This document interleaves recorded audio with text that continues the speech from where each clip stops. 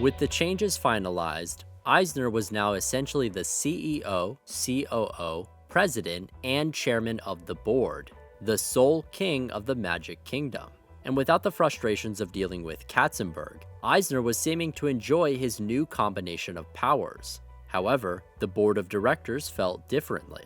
In a relatively short span of time, Wells had passed away, and Eisner had undergone a quadruple bypass heart surgery. If anything happened to Eisner, there was no real candidate in place to take over as the leader of the company. Things were changing rapidly at the top ranks of Disney, and there was a clear need for stability. But despite their concerns, the board was not privy to all of the changes taking place. They could see the changes in ranks, but what they failed to see was a changing Michael Eisner.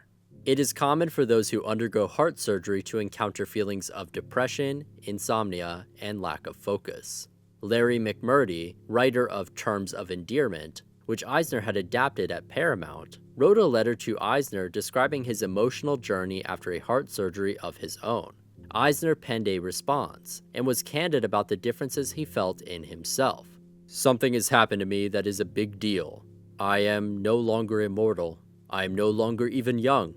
I still go to the office and still am basically the same person. But there is this giant hole which I guess is called middle age. I do not like what has happened, but I guess it's better than many I know. I don't have cancer or any other horrible illness that I know about, but I am different. My life has a finite sense to it, and there is certainly a hollowness that comes with such realizations. I try not to think about it, but I think about it all the time. I used to put up with betrayal as a reality in life, and now I won't let it in the door, even if there is a blockbuster motion picture associated with it."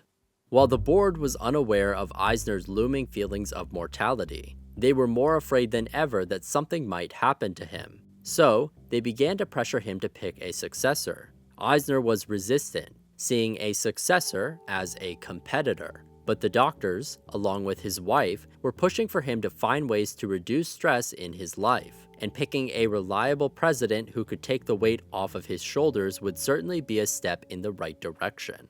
There were multiple people hoping for the chance to take the position during this period. Sandy Litvak, Disney's legal counsel, had been waiting for his chance to become president for a while. Stephen Bolenbach, Disney's CFO, had been hired from Marriott years prior after Eisner promised to consider him as a replacement for Wells.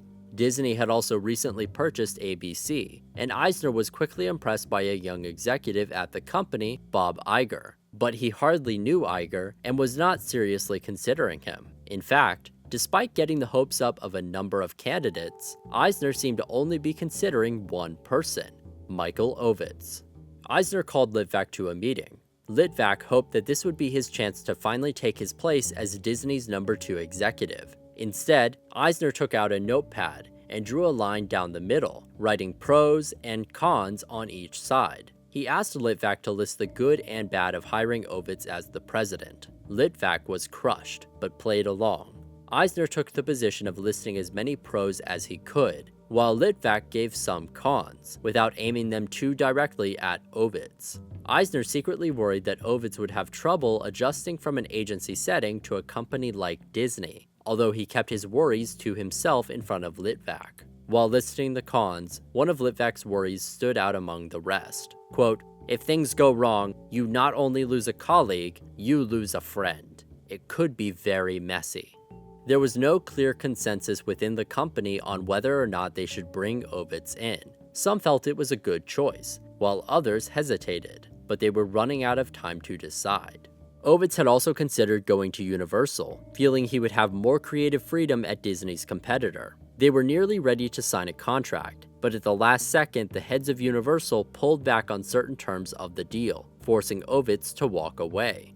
Unfortunately, the same day negotiations ceased, news headlines reported on the rumors that Ovitz might be going to Universal. This put a lot of pressure on Ovitz to find another job soon, as CAA was upset to find out he was planning to leave this way. He returned to negotiations with Eisner and made it known that if he was coming to Disney, it needed to be sooner rather than later. With pressure mounting on both sides, Eisner offered Ovitz a handshake deal. He would not make him COO as Wells had been, but he would make him president, reporting to Eisner rather than to the board. Ovitz was agreeable, and the full contract was drafted up. The board did not get the chance to discuss their apprehensions over hiring Ovitz, as they did not get to see the agreement that weekend, even though they were supposed to approve it.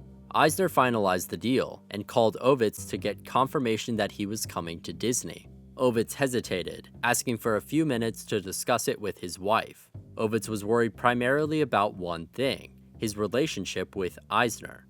After all, it was clear that Eisner, who had been close to Katzenberg for nearly 2 decades, had pushed him out, and from a certain perspective, betrayed him. Ovitz was Eisner's best friend, but he worried that Eisner might eventually turn on him as well. He talked with his wife for 10 minutes, and they decided that this was the right move. Surely Eisner would not treat Ovitz, his best friend, the way he had dealt with Katzenberg. So Ovitz called back and told Eisner he was in. Ovitz would be the new president of the Walt Disney Company. Eisner hung up. Then he called Tony Schwartz, the author of his autobiography, saying, quote, "I think I just made the biggest mistake of my career." Ovitz arrived at Eisner's house Sunday night to go over the press release announcing his hiring. He approached the dining room, where their families had shared many dinners together. But as he got closer, Ovitz overheard Eisner having a loud conversation with 2 people. Why were there other people here? They were just supposed to go over the press release. Ovitz walked in, and the conversation came to a screeching halt. Eisner was sitting at one side of the table. John Dreyer, head of PR, was standing to the side, and on the other side of the table, Ovitz found Sandy Litvak, lead counsel, and Stephen Bolenbach, CFO, both who had been in line for the president position, and both who were snubbed in place of Ovitz. "Welcome to the company," said Bolenbach. "I just want you to know I'll never work for you." Litvak joined in. "Me too. I'm not going to report to you." Ovitz was shocked. He felt ambushed, and shot a look to Eisner as a signal for help. But Eisner said nothing. He wanted to see how Ovitz handled himself. Ovitz knew this was a major problem. Wells had overseen the legal and financial departments, and without having jurisdiction over them, he was left with much less to oversee than expected. He worried for the future of his position. In fact, Eisner had only told Bolenbach that he was hiring Ovitz that afternoon. Eisner promised him that Ovitz would not oversee finances, as Bolenbach's contract guaranteed him additional shares in the company if he ever reported to anyone other than Eisner. Eisner later stated that he was impressed by Bolenbach standing up to Ovitz like that.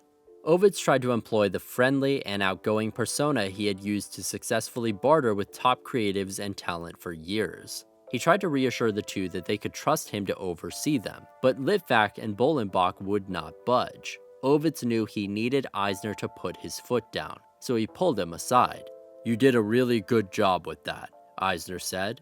Ovitz was bewildered. Was this some kind of test? He pleaded for help, but Eisner shut him down. "I can't do that. Look, that's the way it is. If you don't want to do the deal, just tell me so right now." Perhaps Eisner was trying to push Ovitz to back out of the deal, but both men knew that was not an option. Ovitz had already had one deal fail publicly, and he could not afford to lose another like that. Besides, Ovitz had already begun selling his interest in CAA. Ovitz later stated, "I had no choice. I could not walk away from the Walt Disney Company. I had given up my business. I had been put in a position that I had made a deal that I agreed to with Mr. Eisner. I shook his hand. I intended to keep my end of the bargain. I expected him to. I trusted him. I'm a team player. I wasn't going to let this guy down. I was incredibly disappointed. I didn't know what to do." The next day, Disney announced Michael Ovitz as the new president of the company. Although the media noted the odd lack of jurisdiction over legal and finance, Ovitz was hailed as the perfect choice to help lead the Magic Kingdom. But deep down, Ovitz knew the truth. He confided in his wife, quote, "I just made the biggest mistake of my career." Ovitz arrived at Disney after Labor Day, eager to turn the negative perception of him around by hitting the ground running. He took the elevator up to level 6 and walked to Wells's office, ready to move in. Only he was again surprised by Sandy Litvak, who had already taken residence there. Bolenbach had an office nearby as well. Even Joe Roth had a nice office on the executive level, but there was nowhere for Ovitz to move into. Eisner sent him back to the elevators down to level 5 with the department heads and lower-ranking executives. But Ovitz was determined not to lose momentum. He had been known as the guy who could close any deal in Hollywood, a personality that everyone gravitated towards. All he needed to do was turn the negative perception of him around, show them how hard-working he was, identify the problems they all had, and work to fix them. So Ovitz examined the pros and cons they had dealt with when Katzenberg was at the company. Pro: Katzenberg worked incredibly hard, doing 12-hour days regularly. Okay, then Ovitz is working 12-hour days as well. Con: Katzenberg was bad at communicating and would make decisions without consulting Eisner. Okay, then Ovitz would copy Eisner on every message and give him his schedule every day. But as Ovitz was planning ways to endear himself to his fellow executives, he received a memo from Roy stating that Peter Schneider, who was running animation, would report directly to himself and Eisner. Once again, Ovitz was being cut out of a department without even getting the chance to work with it. No matter, Ovitz was still determined to make it work. He set out to identify problems with the departments he was running and help solve them with the skills he brought to the table. One of the company's biggest problems was with their recent acquisition of the ABC network, which was struggling to establish a solid programming lineup.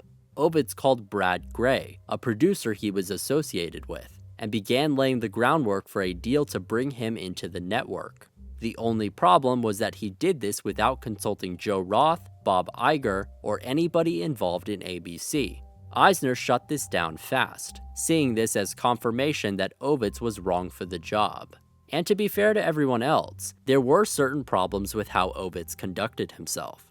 Ovitz saw Eisner's lunch meetings as a waste of time, often coming late, leaving early, or being absent altogether. Ovitz was also a bit of a socialite, giving expensive gifts to talent and throwing lavish parties using the company's money, some of which reached price tags close to $100,000. In Ovitz's defense, however, after Katzenberg's infamous memo, Disney was not known as a very talent-friendly company. The company also tended to resist spending large amounts of money for talent that was in high demand, usually preferring to lowball them and hope they sign on anyway. This was the downside to Eisner's singles and doubles strategy, that the company, in trying to keep costs down, held their purse strings pretty tight when it came time to make a deal. Luckily, Ovitz was all about making deals, and he was all about getting in good with talent. Ovitz hired 5 different assistants, one whose job was to specifically coordinate gift giving. Ovitz's penchant for giving gifts to win people over was a pricey philosophy, but one that had paid dividends for him and CAA in the past. Regardless, Disney ran things quite differently, and Eisner saw this as a big problem. Ovitz decided to try again to fix ABC, this time with the involvement of the network's executives. He quickly identified one of the lowest performing divisions, the ABC newspaper group, and proposed selling it. The executives at ABC agreed, and later, they all met with Eisner to pitch the idea. Eisner shut the proposal down, going around the room to everyone involved in the project and asking for their opinion. One by one, each person said they thought selling any assets was a terrible idea. Ovitz was stunned. "Guys, we just spent 5 hours on the plane discussing this and agreeing on this." Nobody responded. They all just looked at Ovitz like he was crazy. Despite Eisner's objections to any proposed changes for ABC, he had his own set of frustrations with upper management at the network. As Eisner became more involved with programming, Bob Iger, president of the network, began to butt heads with the executive. Eisner would often reference his previous successes, such as greenlighting Happy Days and Laverne and Shirley. "It just doesn't work like that anymore," Iger would say. But Eisner was not deterred. He pushed Ovitz to find a replacement for Iger, but Ovitz knew that this was a bad idea. Iger, at the relatively young age of 44, had helped steer ABC to incredible success in the past. He was a hard worker, smart, and most importantly, provided a sense of continuity for the network after the Disney acquisition. Ovitz met with Iger and his fiancée, Willow Bay, for dinner, where they talked over the issues. "I can't take this," Iger reportedly said. "I'm supposed to run ABC, but I have no authority." Ovitz was brand new, and already feeling a similar way about Eisner's overbearing and micromanaging style of leadership. But he knew how important Iger was, even if Eisner thought otherwise. So he spent the next 3 hours talking about what a creative genius Eisner was, and explaining his intentions more clearly. He urged Iger to push on, and ensured that things would level out in time. Iger agreed to remain at the company, but he was still unsure. Ovitz only told Eisner that Iger was unhappy, careful not to betray Iger's confidence. He suggested getting him a gift to smooth things over and encourage goodwill. Eisner scoffed. "Why? He's got a contract. He's not going anywhere. Don't you want him to be comfortable, happy in his job?" Eisner thought about it for a moment. "Not really." But Ovitz pressed Eisner further, until he finally relented. Ovitz picked out a watch, a Breguet Aéronaval, for $3,500. Later, at a retreat, he pulled Iger and Eisner aside, and presented the gift. "We'd like to give you a present for being such a great soldier in helping merge the two companies." Iger opened the box, and was stunned. He loved the watch, but he was a bit embarrassed to be awarded for just doing his job. Both him and Eisner looked uncomfortable, before Iger thanked them and quickly excused himself. Ovitz was feeling more than ever that, try as he might, he was failing to fit into the company culture. Something had to change. Nearly every time Ovitz saw a problem and tried to fix it, he was shut down by Eisner. He needed to find a way to turn things around. Luckily, there was still one problem that needed solving. The biggest problem of all, Jeffrey Katzenberg. Eisner had refused to pay out Katzenberg's bonus, knowing that he was contractually obligated to do so. David Geffen had previously offered Eisner a deal, saying, quote, "Jeffrey will take $60 million. Each of the DreamWorks partners were putting $33.3 million into the business at the start, and after tax, that deal would allow Katzenberg enough to put in his share. But Eisner refused. "He's not entitled to anything," Eisner said. "This is going to get settled," Geffen warned, "and it won't be for $60 million. Each time the price is going to go up." Later, Geffen unloaded on Eisner in the press, saying, quote, "Michael is a liar, and anyone who had dealt with him, genuinely dealt with him, knows he is a liar. Anybody who worked for me who contributed as much as Jeff Katzenberg, I'd call them chairman of the board. But Michael is a very, very ungenerous guy. He suffers when anyone else shares the credit." Eisner was holding a grudge, and at this point, he did not care about reputation or cost. And it turns out, DreamWorks was quickly costing Disney a lot of money. DreamWorks was poaching a number of Disney animators, signing them on to lucrative contract deals. Disney was then forced to raise the pay of their animators significantly in order to compete. But still, one by one, Disney was losing personnel. Eisner put Ovitz to work, assigning him to touch base with key animators and convince them to stay. Ovitz was successful, as every animator he was assigned to stayed with the company. But he could see that Eisner and Katzenberg's personal issues were affecting the business, and Eisner was avoiding confronting these issues at every turn, even skipping Bob Iger's wedding after learning Katzenberg would be there. Ovitz saw the problem, and decided he would dedicate his time to working out a solution. He first approached Litvak, who despite hating Ovitz, agreed that they needed to work out a deal. Then, Ovitz placed a call to Katzenberg. "Jeff, I want to talk to you about trying to figure out how to stop all these atrocities that are going on."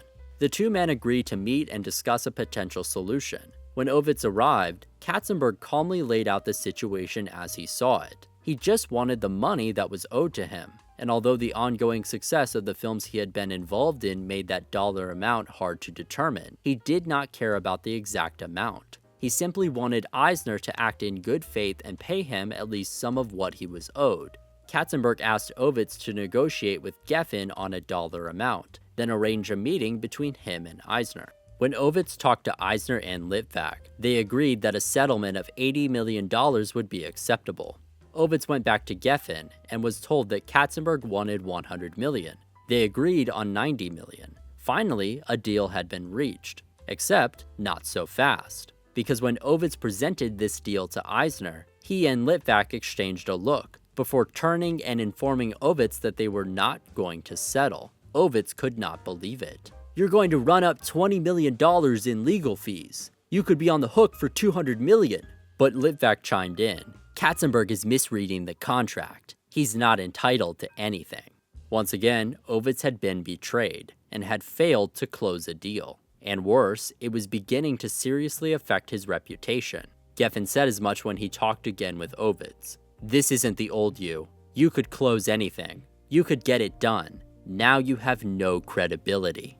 Ovitz was devastated because he knew they were right. In the past, he had never failed to strike a deal when he put himself to the task. But since coming to Disney, he had failed at every turn. Katzenberg left with a warning. This is just the beginning. You have no idea what you're in for. Unfortunately, they were correct in their summation of Ovitz's reputation. Once known as the man who could strike a deal with anybody, his continued failures to do so at Disney had not gone unnoticed in the media. Ovitz had been a bit of a media darling, perhaps due partially to the fact that he represented so many of Hollywood's most powerful and popular actors and creatives. But since coming to Disney, the media was more comfortable using a critical and cutting tone towards Ovitz. The longer he remained at Disney, the less credibility he had. Rumors of the rift between himself and Eisner found their way into headline after headline, and in multiple quotes, as well as an appearance on The Larry King Show, Eisner had tried to dismiss such rumors. However, he never went out of his way to compliment Ovitz or outline his strengths, causing further speculation. Ovitz had worked 12 hours a day, 7 days a week to try to achieve something at Disney. But instead, everybody seemed to tally every issue against him, no matter how big or small. Even his work ethic was seen in a negative light. At one point, Jane Eisner called Ovitz on the phone, saying, quote, "I wanted you to go to Disney so Michael wouldn't have to work so hard. You're there Saturdays, Sundays. He can't keep up." Ovitz was confused. "What are you talking about? He doesn't have to keep up. It's causing him stress. If you're there, he feels he has to be there." Clearly, Eisner saw Ovitz as a competitor, an enemy that he had to overcome, rather than a partner, as he had promised Ovitz would be. In the midst of all this, it would be fair to question why Eisner kept Ovitz at Disney if he was such a mismatch for the company. When shareholder Sid Bass asked if he could just fire Ovitz, Eisner said he had already made plans to do so, but was waiting, because he was worried Ovitz might take his own life if he was fired. Now, this might seem like a strange thing for Eisner to say, and that's because it is. It's a very strange thing for Eisner to say. It's anybody's guess why he would make such a claim. Eisner later said that the subject matter was just on his mind after he and Ovitz went to see Rent on Broadway, in which a character takes his own life. But that doesn't really explain it. Perhaps Eisner had developed a strange relationship with the concept of self-harm after he saw someone throw themselves off the roof of the University of Notre Dame years prior. Or perhaps there was a more logical explanation, at least more logical than those other reasons. Eisner and Ovitz were still seeing each other socially in the middle of all this. Their families were still very close. While Ovitz and Eisner were butting heads over and over at Disney, in their regular lives, they were still best friends. So perhaps Eisner was less worried about Ovitz actually hurting himself, and more worried about the death of their friendship. Regardless, Eisner saw Ovitz as a problem, and knew he would eventually have to fire him. The only question was how to do so in a way that reflected best on the company. The ongoing litigation with Katzenberg and the consistent negative press aimed at Eisner were hurting the reputation of Disney. Losing Ovitz so soon after bringing him in would inevitably look bad for the company, so they had to figure out how to minimize the damage. And luckily, Eisner had a solution. One of the few departments that Eisner had let Ovitz take the reins with was Hollywood Records, Disney's music division. Ovitz had proposed merging the division with Sony's music division, and arranged a meeting with Sony executives, himself, and Eisner. During the meeting, the Sony executives made a point to compliment Ovitz, saying to Eisner, quote, "You're so lucky to have him. Good managers are hard to find." Eisner was uninterested in the proposed merger, and was annoyed that the dinner took 3 hours to wrap up. But after hearing the praise that the Sony executives sang for Ovitz, Eisner suddenly had an idea. If he could get Ovitz to go to Sony, it would look less like Disney had fired him, and more like he had just found a better opportunity elsewhere. After dinner, Eisner began planting the thought in Ovitz's mind. "They really like you. I bet they'd hire you." He was not exactly being subtle, and Ovitz's heart sank knowing Eisner was trying to get rid of him. "You could run their operations here in the US. It's a great idea for you." I'll think about it," Ovitz responded, downtrodden. He knew that his days were numbered if Eisner had his way, and Eisner certainly planned to have things his way. He quickly went to work addressing the problem with members of the board, writing a letter to Irwin Russell, Ray Watson, and Stanley Gold. He outlined his dissatisfaction with Ovitz's performance, and why in his opinion he could not possibly serve as a successor of any kind. He further stated that Ovitz, quote, "seems manic, and for many reasons is ill-equipped to lead the Walt Disney Company. The company simply cannot make him CEO. It would be catastrophic. I hate saying that, but his strength of personality, together with his erratic behavior and pathological problems, and I hate saying that, is a mixture leading to disaster for this company. The mistake was mine, totally and completely. Maybe I suspected it at the time, but my desire to bring in a strong number 2 executive, my desire to satisfy my wife's honest request that I get help, my desire to appear not threatened by strong executives, my desire to seek experienced help to run ABC, and my desire to do what was right for Disney, all clouded my basic instinct that I was making a mistake. Michael Ovitz does not have the trust of anybody. I do not trust him. Michael Ovitz has not taken any workload off me. He is work. It is necessary to check on everything he does. I had hoped it was me, that I was dealing badly with some kind of Shakespearean threat from inside the company. It is not. Michael Ovitz simply is not a corporate executive." Knowing that the board would be frustrated that, yet again, they found the company without anybody in line as a successor, Eisner suggested Bob Iger would be a suitable candidate to replace him. But immediately after suggesting him, Eisner listed out many of Iger's perceived faults, and the frustrations Eisner and team felt in dealing with him. He suggested that if Iger should take the throne, the board should create spending limits and restrictions of power for him. Clearly, he did not want to present Iger as the ideal future leader of the Magic Kingdom. Eisner could not address his plans to get rid of Ovitz at an actual board meeting, since Ovitz would be attending, but he made sure to make his grievances known to every member of the board one by one. Soon, everybody was on the same page, and all that remained was for Eisner to pull the trigger. Soon after, Ovitz was taking a phone call in his office when Sandy Litvak came downstairs and walked right in. Ovitz continued his call, trying to ignore Litvak's unwavering stare, but he finally hung up and acknowledged him. "How can I help you?" "You can't help me," Litvak said, sitting across from Ovitz with a smug demeanor. "I'm here to tell you that Michael doesn't want you in the company. You're being terminated." Ovitz felt as if the floor had fallen from beneath him. He looked away from Litvak, hiding the deep hurt he felt. Not only was Eisner pushing him out, but he did not have the decency to say it to his face. His best friend. Ovitz went to Eisner's office and confronted him. "How could you?" Eisner sat in silence, not having an answer. Eventually, he said, "We need to resolve this. We need to put a good face on this." Ovitz was furious and stood up for himself. "Well, I'm not going anywhere. You made a lot of promises to me before I came here. I'm still learning. You can't cut this off right now. You can't fire me. You've got to give me more time to integrate. I'm not giving up on this." And still, no response from Eisner. Ovitz added a final jab, saying, quote, "I'm just finally understanding how this place runs." Ovitz stared down at Eisner, but received no response, so he left. Despite putting his foot down and refusing to leave, Eisner began reaching out to Sony himself, pretending he wanted to keep Ovitz as a means of manipulating them into wanting him.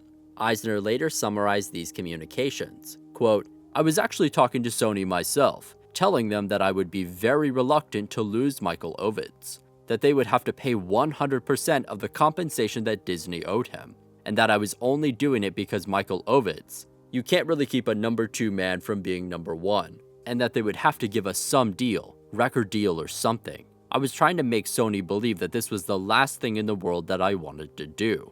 So not only was Eisner trying to trick them into taking Ovitz off his hands, he was trying to strike a deal that would be favorable to Disney in the process. Ovitz went to meet again with the Sony executives. They were cordial and offered a deal, but Ovitz characterized it as a non-offer offer, something meant to show respect and interest in Ovitz, but also indicating they did not necessarily want to take him. Ovitz did not care, however, as he meant what he said about not leaving Disney. He returned home and wrote Eisner a note saying, quote, "I have decided to end the negotiations and recommit myself to you and Disney." Eisner was distraught. His hopes of saving face were fading fast, as Ovitz, in his own words, planned to chain himself to the desk. And not only was Ovitz holding on for dear life, he was hatching a plan to convince Eisner to let him stay. Eisner and Ovitz's families were planning to travel to Aspen to celebrate Ovitz's 50th birthday on December 14th. Ovitz, having nowhere else to go and desperate to change his fortunes at Disney, began putting together an elaborate presentation listing his achievements during his time at the company. He planned to pull Eisner aside, make his case, and upon changing his friend's mind, extend his tenure at the company and gain another chance to redeem himself. All he had to do was hang on for a few more months. He knew it would work. It had to. "I'm a very tenacious guy," he later said. "They weren't going to stop me. I was going to make this work. I knew if I could get through the middle of December and I made my presentation that he would give me the time that I needed to do it. Since we were best friends for all those years, I actually expected him to do it. And I thought he had an obligation to the company to take the shot to let me do it because you can't decide if someone can do something on a macro basis in 11 months. Around Thanksgiving, Eisner brought Ovitz into his office to negotiate his settlement. Ovitz was agreeable, and the meeting was productive, but all along, Ovitz believed he would still be able to redeem himself. He was so close to Aspen, so close to his presentation, and seemingly so close to winning Eisner back. And it was only 3 days before leaving for the trip that Eisner again summoned Ovitz to a meeting. When Ovitz walked in, he was handed his own resignation, a press release announcing his departure from the company, quote, "by mutual consent." He was shell-shocked. Later, he remembered very little of the conversation. Only one moment stood out. At the end, when Eisner said he hoped the situation wouldn't affect their personal relationship. Eisner mentioned how excited himself and Jane were to host Ovitz's birthday party in just a couple days. But when Ovitz's birthday came 2 days later, there was no party, there was no cake, and there were no presents opened.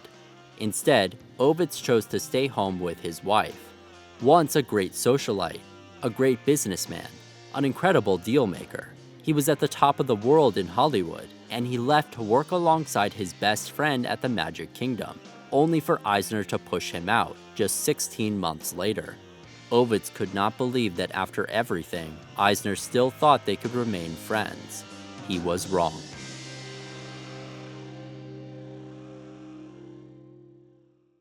Next time, we'll follow Eisner as he finds himself without a president, now holding the most power within the company. As Eisner continues battling Katzenberg in court, the world gets an inside look at the corporate culture of Disney, causing many to question Eisner's authority. And while Eisner does his best to discredit all of his potential successors, some members of the board grow increasingly concerned. Will Katzenberg discredit Eisner in the courts? Will the board go to war with Disney's last remaining king? Find out next time on Kings of the Magic Kingdom. One last thing. If you're excited for the next episode of Kings, as well as the other projects I have coming down the line, then I'd ask you to join for free on my Patreon page. This will allow me to provide community updates to you all about when my next videos will be coming out, run polls on future projects, and interact with you all more easily. If you'd like to financially support me, I've also created a few patron tiers, with perks including getting access to my videos a day early, as well as a special thanks in the credits at the end of my videos. While I'd like to create more perks and exclusive content down the line as my channel grows, I don't expect anyone to sign up for any patron tiers right now. I just wanted to make it easier to keep you all posted on the progress of my projects, since YouTube's community section doesn't seem to generate a lot of engagement. That being said, I also wanted to say thank you for all of the nice comments on these videos. I really didn't expect the bigger response on my celebration video and on many of my other projects. So really, thank you all for watching. See you soon.